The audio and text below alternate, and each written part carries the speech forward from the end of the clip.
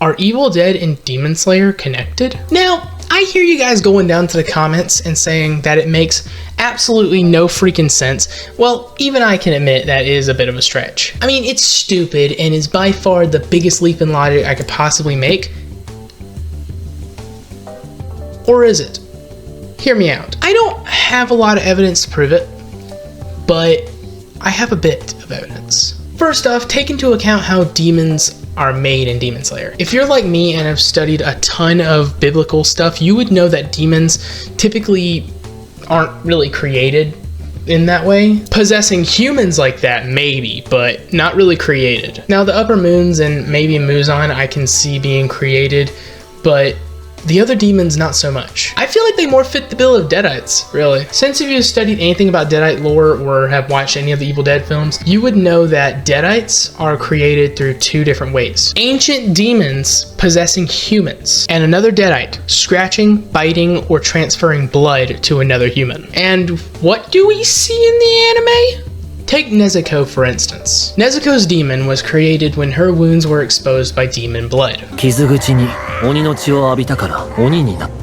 which is surprisingly close to how Scotty died in Evil Dead 1. You know, badly injured and exposed to the blood of a Deadite. You know, debatably the worst death in the entire movie. And take this random dude that Muzan scratched.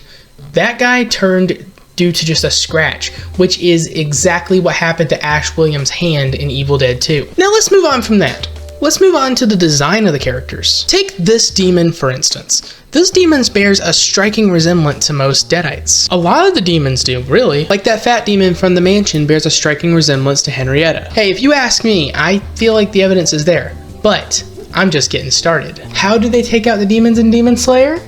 The exact same way they take them out in Evil Dead. In the anime, it requires a beheading, but in the Evil Dead, it's dismemberment, which is basically the same thing if you think about it, just different body parts. But as I started looking more into this, I think it goes deeper than that. Through a Freddy Krueger's glove Easter egg in Evil Dead, the fact that we see the Necronomicon in Jason Goes to Hell, and the fact that we see Freddy Krueger fighting Jason, I think that it's not just connected to Evil Dead, but almost all horror movies out there. Honestly guys, I wouldn't be surprised if Muzan was one of the dark ones, and quite possibly that dude with the glowing eyes. I'm not even going to attempt to say his name. Honestly, I wouldn't be surprised if in the 80s, Ash Williams brought him back with the Necronomicon and he ended up being that evil monster fleshy thing from Evil Dead 2. Could Demon Slayer be connected to Evil Dead and quite possibly other horror movies?